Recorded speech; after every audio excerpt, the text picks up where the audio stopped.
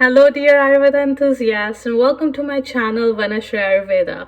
Because so many of my viewers asked me to make a video on how to make ghee and what are the real benefits of eating ghee, we are going to do that today. So this is going to be a different video than how my videos are usually. I hope you guys like this one. But today we are going to make ghee using my favorite butter. It's the Organic Valley cultured butter, and it's unsalted. So I like using this butter because the ghee made out of this butter is super delicious. Okay, so the way we are going to do this is we're just going to open up the sticks, put it in the pan or a pot, and let it boil. Okay, now the key to remember while making ghee is to never leave the kitchen, because if you leave the kitchen, your ghee will definitely burn, because it's a process where you have to keep a close eye on and not to let it burn. Okay, so till this is melting and about to boil, we are going to talk about ghee. Now, what is ghee?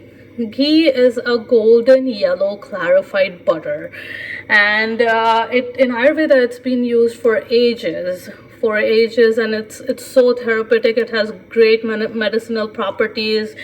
Also, when we do this process of making ghee, the butter kind of melts and it doesn't let the bad things go in your body. So that's why it's called clarified butter. So the kind of the bad things, or heavier, I wouldn't say bad, but the heavier things that are really heavy to digest, like lactose, casein, whey, proteins, or even trace minerals, just solidify and settle at the bottom of the pot or the pan.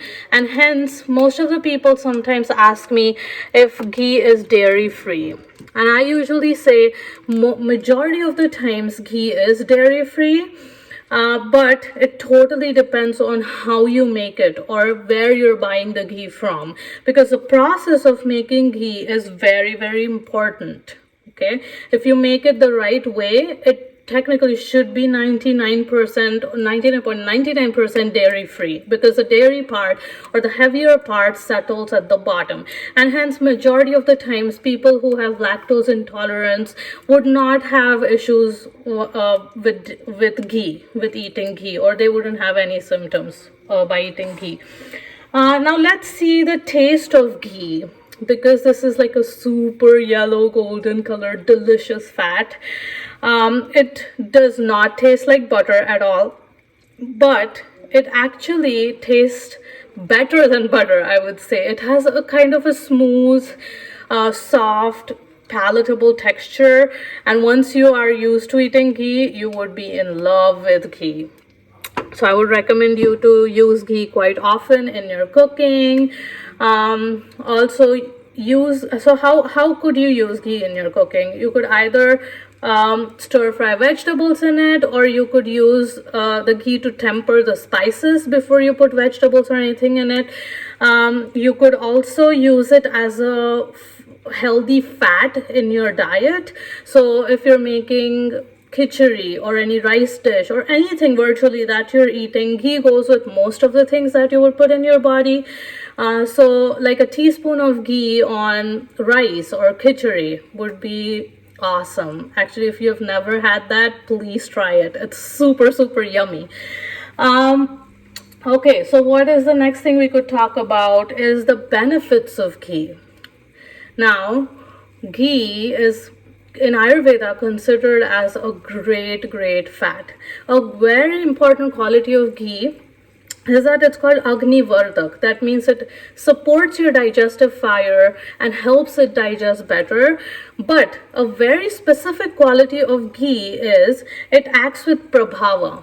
So that means it has an unpredictable action.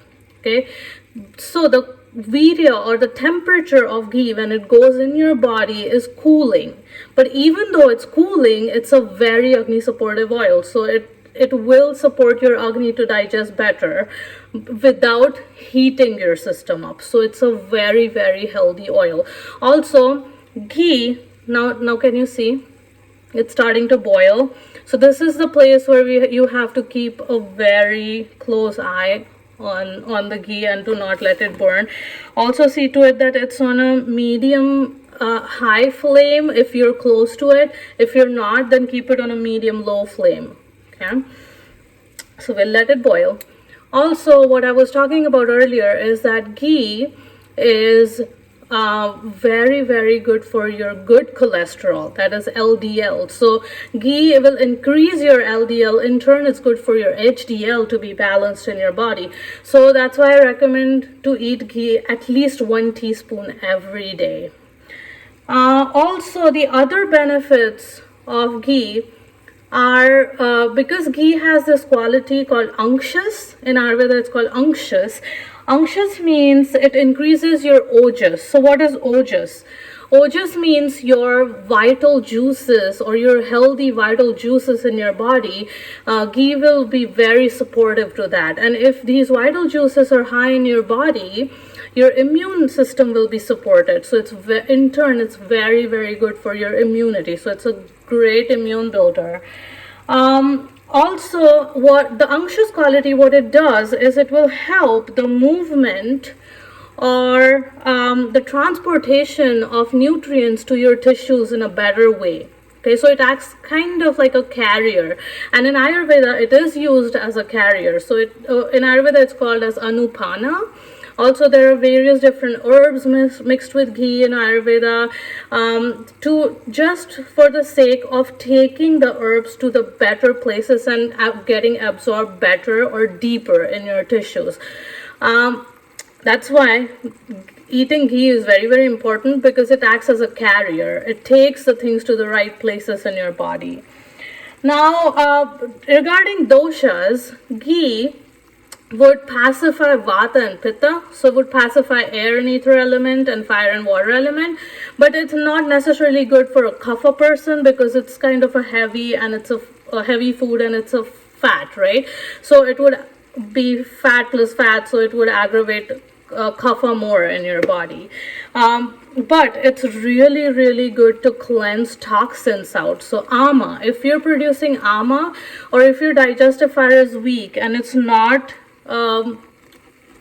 completely digesting your food that you're eating, and the food is getting converted into digestive toxins, ghee is a very, very good detoxifier. So it would detoxify or cleanse your body out of the from the toxins. Now let's look at some of the history of ghee. How did ghee come into picture? So in Ayurveda it says there was this guy called Prajapati.